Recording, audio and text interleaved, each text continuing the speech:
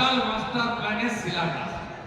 আমি দায়িত্ব নিয়ে বলছি, লিডার অফ অপোজিশন খুব দায়িত্ব নিয়ে বলছে, 1 ডিসমিল জমি অধিগ্রহণ হয়নি, টেন্ডার হয়নি, এস্টিমেট হয়নি, ওয়ার্ক অর্ডার দেয়নি, শুধুমাত্র ভোটের জন্য আজকে এখানে শিলান্যাস হচ্ছে আর দেববাবু ওখানে গিয়ে তো খিচ মেরি ফটো করছে।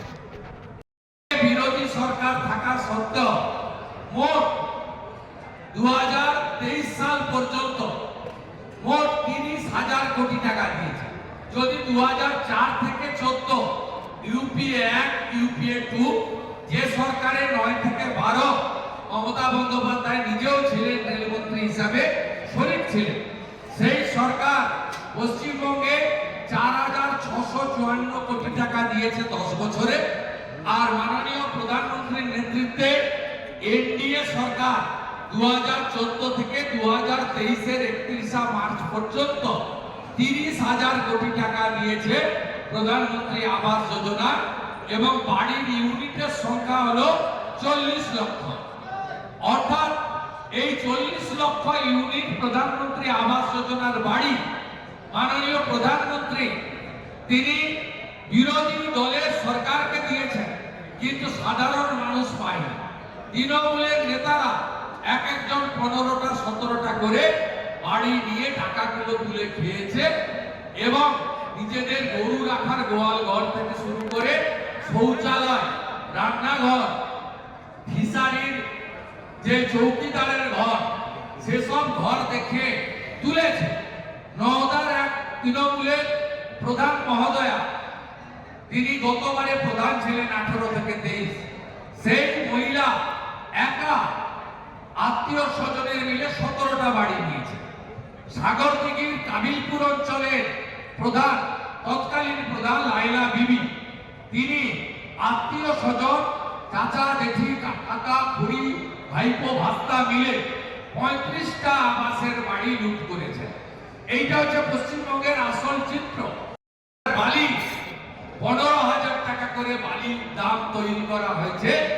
অবৈধ বালি খননকারী এবং তৃণমূল সিন্ডিকেট, রাস্তায় দাঁড়িয়ে হাত পেতে তোলা মমতা পুলিশ, এদের জয়েন্ট ভেঞ্চারে আজকে বালির দাম, পাথরের দাম, সিমেন্টের দাম, রডের দাম যে জায়গায় গেছে, এই টাকায় আর যাই হোক বাড়ি হয় না।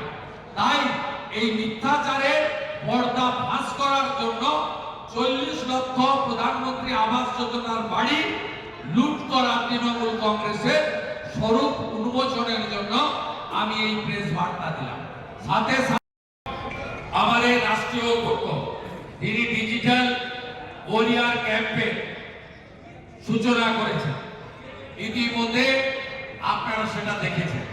আমি এই বাংলার যারা পশ্চিমবঙ্গকে বাংলাদেশ হতে দিতে চান না, যারা চান শিক্ষিত বেকাররা চাকরি পাক, যারা চান শিল্প আসুক, বিজেপির স্লোগান হাতে কাজ পেটে ভাত মাথায় ছাদ, তাদেরকে বলবো বিজেপির ডিজিটাল ওয়ারিয়ার ক্যাম্পে নাম লিখিয়ে আইপ্যাক, তৃণমূল কংগ্রেস, ভ্রষ্টাচারী সরকার, পিসি ভাইপোর জয়েন্ট ভেঞ্চার, এর পর্দাফাশ আগামী দিনে বাংলার শিক্ষিত যুবক যুবতীরা বিজেপির ডিজিটাল ওয়ারিয়ার হিসাবে, এবং বিশেষ করে সনাতনীদের উপর যে আক্রমণ হচ্ছে তার বিরুদ্ধে প্রত্যেকটি রাষ্ট্রবাদী সনাতনী আওয়াজ তুলবে।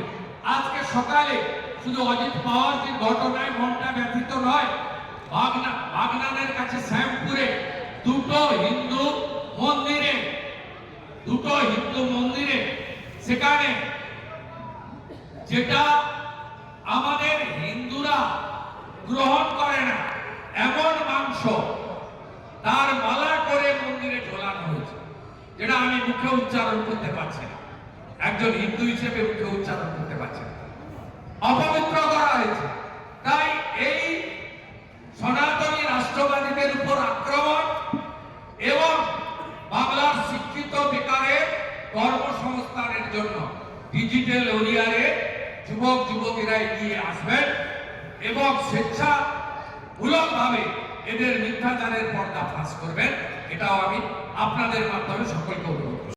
ভোট 19-এর ভোট, 24-এর ভোট, 9-এর ভোট বারে বারে এই ঘাটাল মাস্টার প্ল্যানের স্বপ্ন নিয়ে দিয়েছেন।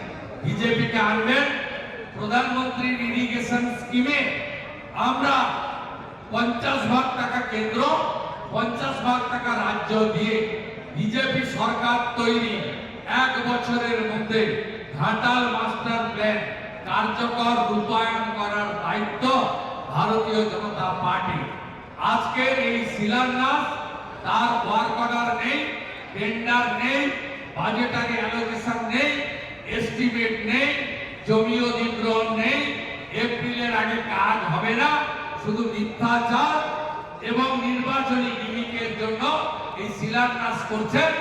ঘাটালে বিজেপির এমএলএ শীতল কাপাট অনুরূপ প্রেস কনফারেন্স করছেন, যে প্রেস কনফারেন্স দুর্গাপুরের পবিত্র ভূমি থেকে বিরোধী দলনেতা মিডিয়া ইনচার্জ দেবজিৎ সরকারকে নিয়ে আমরা করছি।